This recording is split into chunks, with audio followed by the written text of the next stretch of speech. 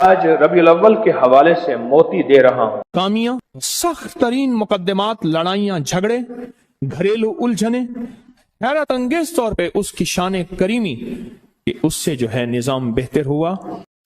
ایک لفظ ہے لا خلابہ، بس ابن سنی کی روایت ہے، یہ روایت میں بتا رہا ہوں، اللہم لا خلابہ، ابن سنی کی روایت ہے، یہ اسی میں لفظ ہے لا خلابہ، بس پڑھیں لا خلابہ، خا جس کو خے کہتے ہیں، خے لامبا، لا خلابہ، یہ ایک چھوٹا سا لفظ بتا رہا ہوں استخارے کے لیے۔ آپ چاہتے ہیں یہ گائے لوں یا نہ لوں، یہ رشتہ کروں یا نہ کروں، یہ کاروبار کروں یا نہ کروں، یہ کام کروں یا نہ کروں، یہ سفر کروں یا نہ کروں، یہ معاملہ کروں یا نہ کروں، اس کا انجام بخیر ہوگا یا کیا ہوگا، اس کا انجام کیسا ہوگا؟ تو آج آپ کو ایک ٹوٹکا دے رہا ہوں، میری بات پہ توجہ کیجئے گا۔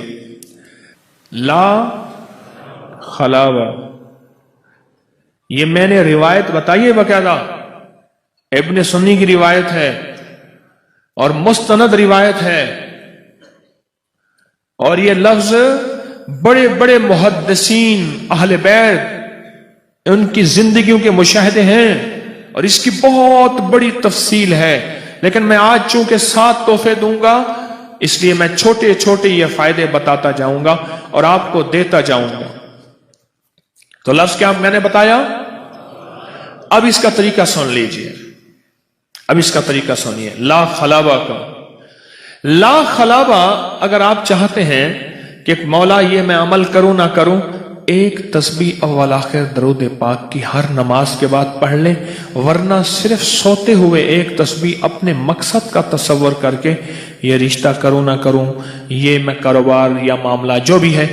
اچھا، اس کے لیے ضروری نہیں کہ ایک بابا آئے گا، خواب میں زیارت ہوگی، فلاں چیز ہوگی، بعض اوقات یہ بھی ہو جاتا ہے، اور بعض اوقات اللہ پاک اس کی طرف سے دل ہٹا دیتا ہے، اور بعض اوقات کچھ نہیں ہوتا، وہ معاملہ ہو جاتا ہے، اللہ اس معاملے کے انجام بد سے بچاتے ہیں، انجام برے انجام سے، برے انجام سے بچاتے ہیں، برے انجام سے۔ وَشَمَاتَةِ الْأَعْدَاءِ، حدیث میں ہے مولا میرا حال ایسا نہ کر دینا کہ دشمن مجھ پہ ہنسیں، وَشَمَاتَةِ الْأَعْدَاءِ، کہ اللہ دشمن مجھ پہ ہنسیں۔ آپ انجام دیکھا اس کا؟ نہ، یہ لفظ جو بندہ پڑھے گا، یہ میں 7 موتی دے رہا ہوں آپ کو، پیکج دے رہا ہوں، غور سے سنیے گا، جو یہ لفظ پڑھے گا، ہر نماز کے بعد ایک تسبیح پڑھ لیا ولا کے درود پاک کی، اٹھتے بیٹھتے کھلا بھی پڑھ سکتا ہے، اور ایک تسبیح سوتے ہوئے پڑھ لے اول آخر 3 بار درود پاک، لا خلابہ، لا، میں بار بار اس لیے دہرا رہا ہوں کہ آپ حضرات کو یاد ہو جائے جن کو یاد نہیں، لا خلابہ، یہ ایک زبردست لفظ ہے۔ میں اکثر بتاتا ہوں، میرے پاس لوگ آتے ہیں کہ جی ہمارا شادی کا استخارہ کر دیں، ہماری شادی کے لیے یہ کر دیں، اس طرح کر دیں، میں کہا لا خلابہ پڑھو، اللہ پاک خیب سے خیر کے دروازے کھولے گا۔ اور پھر اگر لا خلابہ پڑھا، چند دن چند ہفتے پڑھا، اور اس کے بعد کوئی آزمائش آئی، تو اسے اللہ کی طرف سے سمجھے گا کہ مولا تیری طرف سے اگر آزمائش آ گئی ہے، وہ تو نبیوں پہ بھی آئی، اہل رسول پہ بھی آئی، اصحاب رسول پہ بھی آئی، اولیاء محدثین صالحین پہ بھی آئی، تو یہ ایک لفظ دے رہا ہوں، لا خلابہ، لا۔ ہمارے پاس ایک صاحب آئے، ان کی بیٹیاں بیٹے مجھے کہنے لگے کہ رشتے بہت آ رہے ہیں، اب میں پریشان ہوں، کس سے کروں کس سے نہ کروں، کیا کروں؟ مجھے کوئی تعویذ دے دے، میں سرانے رکھ کے سو جائے کروں، وہی بیٹی کے لیے بندہ آ جائے جو رشتے آ رہے ہیں، میں اس سے کر لوں۔ میں نے کہا میں تجھے ایک مسنون عمل دیتا ہوں، روایت سے ثابت عمل دیتا ہوں، حدیث کے ثبوت کے ساتھ۔ آپ ایسا کریں، آپ یہ سارے گھر والے لا خلابہ پڑھیں، جب لا خلابہ پڑھیں گے اللہ دودھ پانی علیحدہ کر دے گا، چھلنی لگے گی، چھلنی کے نیچے سے جو نکلنا ہے نکل جائے گا، جو چھلنی کے اوپر ہوگا وہی اصلی ہوگا۔ چھلنی مارتے ہیں نا، جو نیچے نکلنا ہے وہ نکل جائے گا، اور جو اوپر ہوگا وہی اصلی ہوگا۔ اس نے کیا، بیٹیوں کی شادیاں کی، بیٹوں کی شادیاں کی، مجھے جب بھی ملتا ہے کہتا ہے بڑا مطمئن ہوں، ورنہ ساری عمر انسان دامادوں اور بہوں اور ان کے لیے روتا رہتا ہے۔ میں تو مطمئن ہوں، اس عمل نے میرے گھر کو جنت بنا دیا ہے۔ میں نے اس کو روایات میں چیک کیا، خلابہ کہتے ہیں پنجے کو، خونخوار جو پنجہ ہوتا ہے نا، ایسے جب جاتا ہے تو گوشت کا لوتھڑا، گوشت کا ٹکڑا سار کھینچ کے لے آتا ہے۔ تو ایسا کوئی غیبی پنجہ نقصان کا، دھوکے کا، فریب کا، فراڈ کا۔ مجھے ایک بندہ کہنے لگا میں تجارت کرتا ہوں، لوگ دھوکا جاتے ہیں، میں تو لا خلابہ نہیں پڑھتا، پڑھ لا خلابہ۔ ایک صاحب مجھ سے کہنے لگے مکان بیچنا چاہتا ہوں، مکان کے لیے چھوٹا مکان ہے، اولاد بڑی ہو گئی ہے، بڑا مکان لے لو۔ تو میں نے کہا لا خلابہ پڑھ، تجھے اچھا بیپاری ملے گا، دھوکا نہیں ہوگا۔ اس نے لا خلابہ پڑھا۔ ایک ایسے بندے سے معاملہ ہوا، بالکل شریف آدمی، معاملات بھی، پیسے بھی، لکھ پڑھ بھی، ہر چیز ٹھیک ہو گئی۔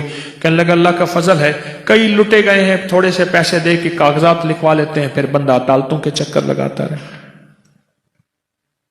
یہ زندگی کے معاملات کرنے ہونا، اس میں یہ میں نے بہت پرتاثیر پایا ہے، لا خلابہ۔ لا، کیا خیال ہے زندگی میں ایک کام آتا ہے نہیں آتا؟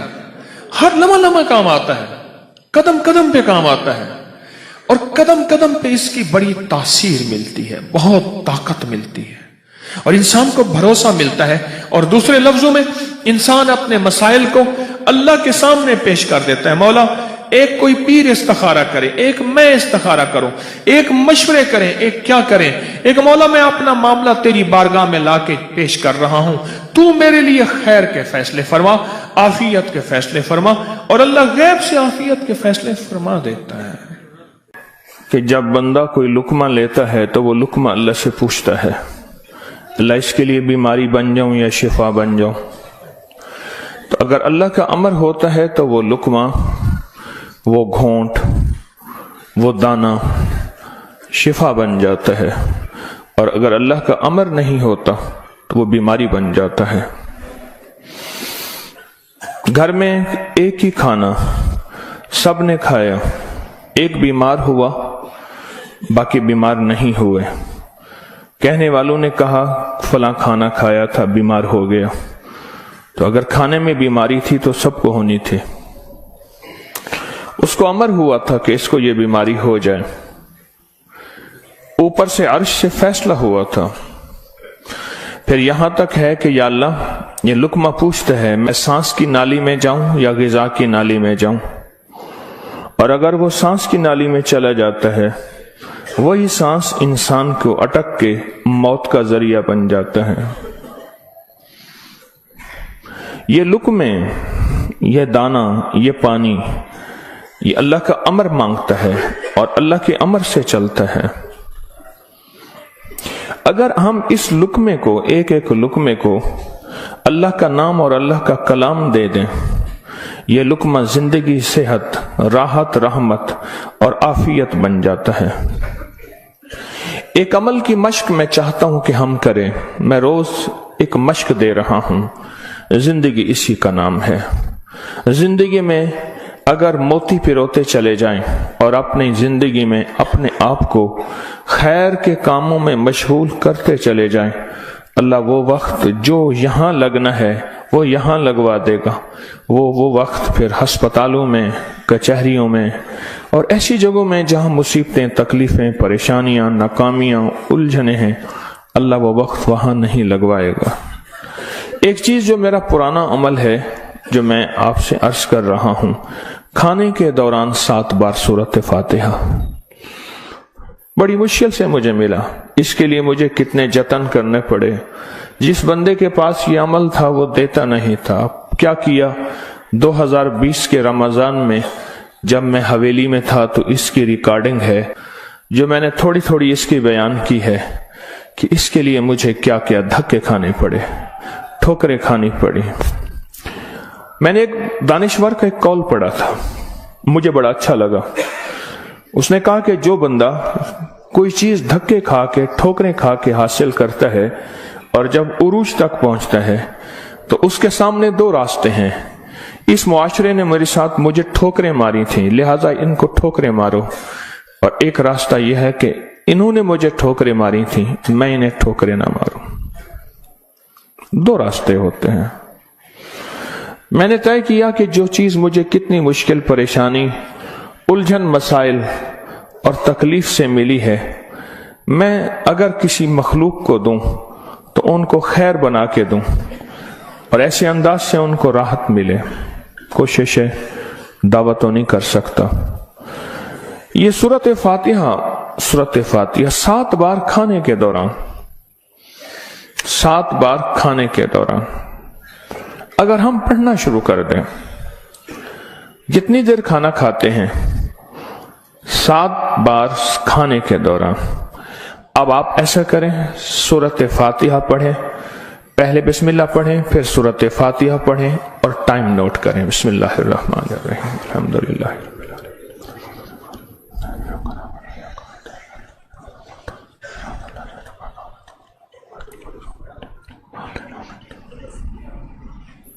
جی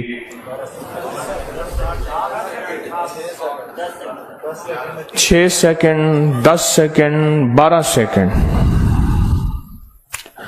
10 سیکنڈ رکھ لیتے ہیں. کتنے سیکنڈ؟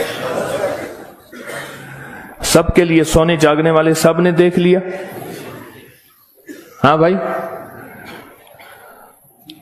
بتا دیں. سونے جاگنے والے سب نے دیکھ لیا؟ یہ جاگنے والوں نے بتایا، سونے والے اب بتائیں گے. پہلے یہ بتا دیں. ہاں جی 10 سیکنڈ. 7 دفعہ سے مراد 70 سیکنڈ. اور 1 منٹ میں کتنے سیکنڈ ہوتے ہیں؟ افسوس نے 1 منٹ کا عمل ہے. اور ہم دسترخوان پہ کتنا وقت گزارتے ہیں وہ آپ کو علم میں ہے. 1 منٹ کا عمل. زمین 7، آسمان 7، 7 زمین اور 7 آسمان کی خیریں آپ کے لقمے میں سمٹ جائیں.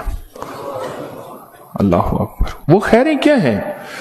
فرمایا جب مرغ بانگ دیتا ہے تو اس وقت عرش کے کوئی خیر کے دروازے کھلتے دیکھتا ہے، اور جب گدھا اور کتا آواز نکالتا ہے کوئی ایسا عذاب کا دروازہ ہے جو اس کو دکھائی دیتا ہے، ہمیں دکھائی نہیں دیتا. جانوروں کو وہ چیزیں نظر آ جاتی ہیں جو ہمیں نظر نہیں آتی. جانوروں کو وہ چیزیں نظر آ جاتی ہیں.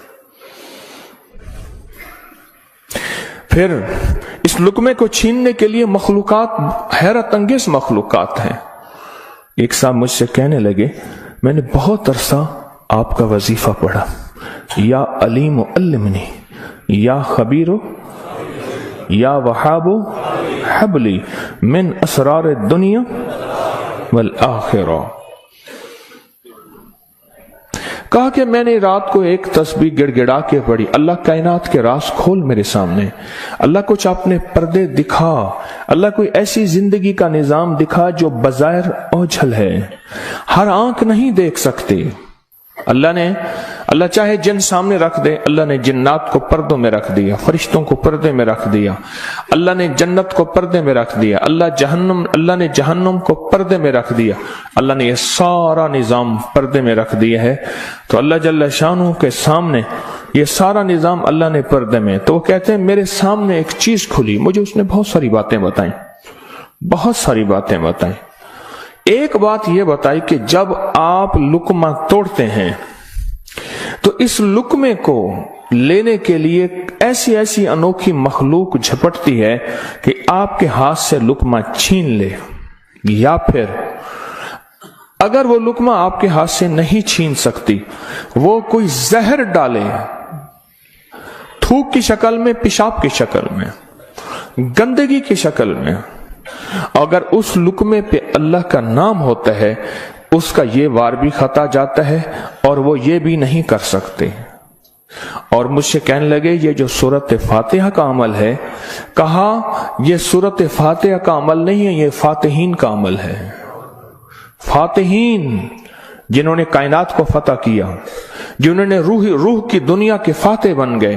कहा यह फातहीन का अमल है, और यह फातहीन का अमल इतना ताकतवर है, इतना ताकतवर है कि ये ऐसी मखलूक जो हमारी जिंदगी, हमारी रूहों, हमारे जिस्म, हमारे कलेजे, जिगर, गुर्दे और जिस्म के एक एक हिस्से के लिए हमारी दुश्मन है, कहा कि उनको ये शिकस्त दे देती है, ये शिकस्त दे देती है। बीमारियां कितनी बढ़ रही हैं। अब से पहले ना इतने डॉक्टर थे, ना इतने मेडिकल स्टोर थे, ना इतनी दवाएं थी, ना इतने अस्पताल थे। जिंदगी में बीमारियां बढ़ती चली जा रही हैं, और बीमारियां और बढ़ती जा रही हैं, हद से ज्यादा बढ़ती जा रही हैं। आखिर क्यों? इसको सोचने की जरूरत है कि बीमारियां क्यों बढ़ रही हैं।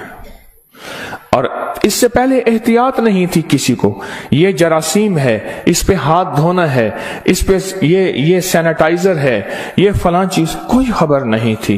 पर बीमारियां नहीं थी, बीमारियां नहीं थी।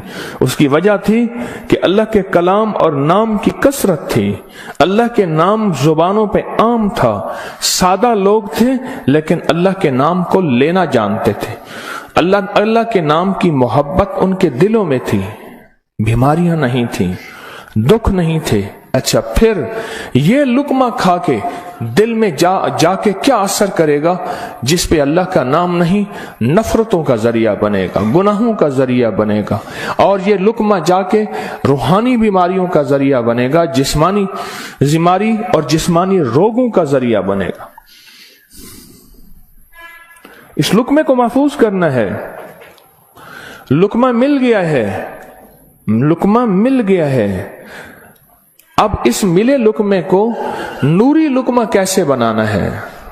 अगर नूरी लुकमा बनाना है तो अपने खाने के दौरान पहले बिस्मिल्लाह पढ़ लिया आपने, खाने के दौरान 7 बार सूरत फातिहा की मश्क करें।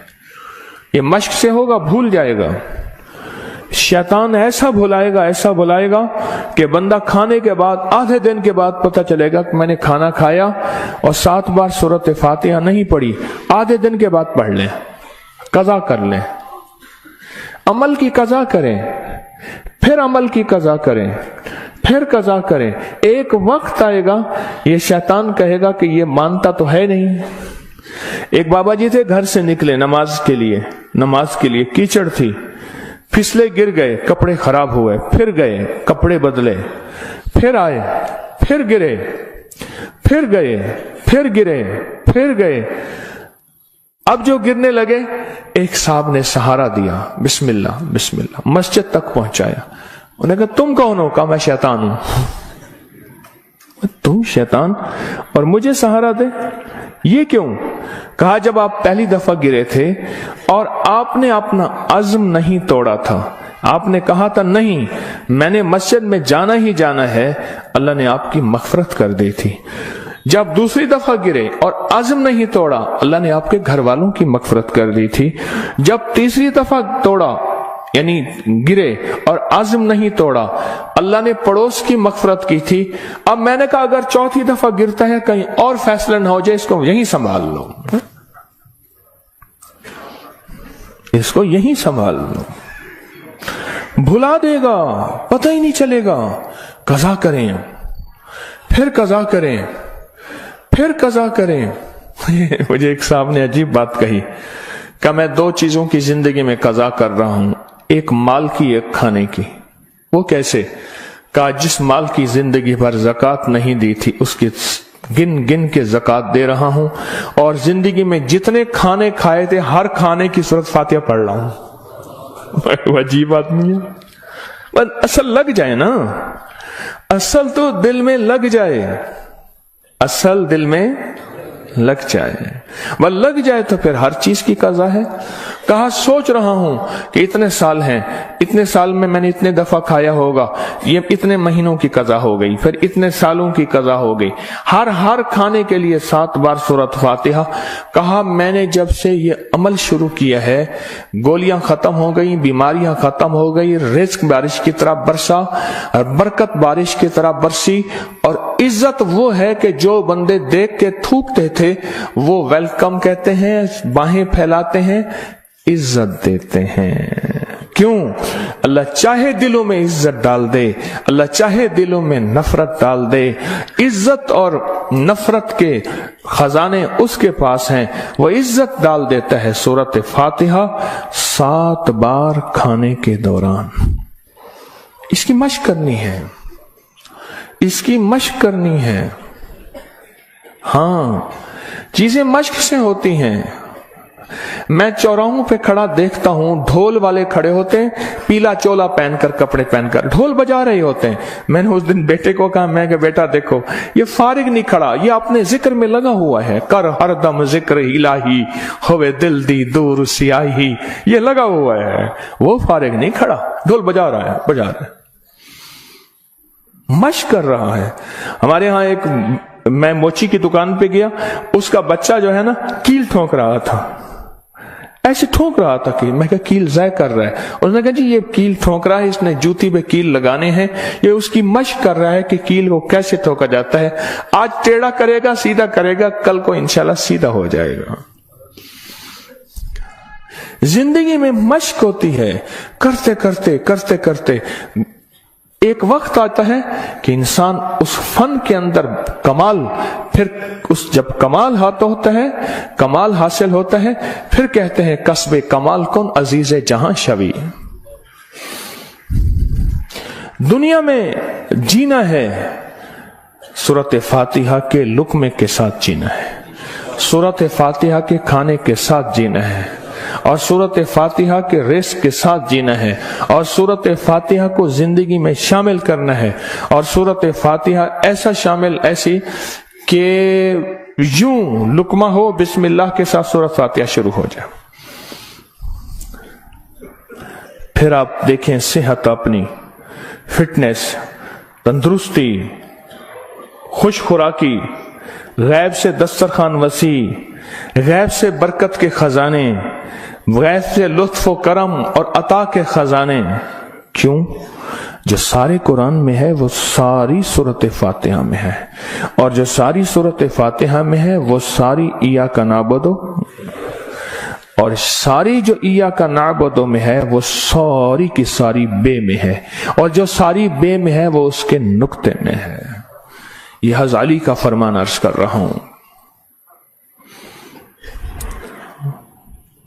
آپ سورۃ فاتحہ پڑھ کے کھانے کو مزیدار کر رہے ہیں، آپ سورۃ فاتحہ کر کے کھانے کو محفوظ کر رہے ہیں، آپ سورۃ فاتحہ کر کے اللہ سے مزید کھانے مانگ رہے ہیں، آپ سورۃ فاتحہ پڑھ کے اللہ کے خزانوں سے رزق کے دروازے کھلوا رہے ہیں، آپ سورۃ فاتحہ پڑھ کے رزق اور وسعت کے دروازے نہیں، نسلوں کے لیے بھی کھلوا رہے ہیں، نسلوں کے لیے۔ کتنے لوگ ایسے ہیں خود سفید پوشی کی زندگی گزار کے جاتے ہیں، نسلوں کے لیے وسعت کے دروازے کھلوا کے جاتے ہیں۔ کچھ ایسے ہیں خود تونگری کی زندگی گزار کے جاتے ہیں، نسلوں کے لیے غربت کے دروازے، فقر کے دروازے، مفلسی کے دروازے، دھکوں کے دروازے، در در کی گدائی کے دروازے اور قرضوں کے دروازے، حالات کی مشکلوں کے دروازے کھلوا کے جاتے ہیں۔ سورۃ فاتحہ پڑھنے والا اپنے لیے بھی اور اپنی نسلوں کے لیے رزق اور وسعت کے دروازے کھلوا کے جاتا ہے۔ کیوں؟ اعمال پہ اللہ کے وعدے ہیں، پلنے کے بھی پالنے کے بھی اعمال پہ وعدے ہیں، میں تمہیں پالوں گا، تمہاری نسلوں کو پالوں گا۔ اب کے یوٹیوب چینل لاکھوں لوگوں کی زندگیوں، مسائل، مشکلات کی دلدل سے نکال رہا، گھروں میں خوشیاں بکھیر رہا۔ آئیے آپ بھی میرا ساتھ دیجیے، دوسروں کے دکھ ڈالیے اور خوشحالیاں بانٹیے۔ اب کے یوٹیوب چینل کو روزانہ کم از کم 40 سے 70 افراد کو سبسکرائب کرائیں۔ آپ کا ایک کلک کرنا زندگی بدل دے گا۔ دیر کیسی، اس عظیم کام اور مقصد میں میرے ساتھی بنیے، ضرور توجہ۔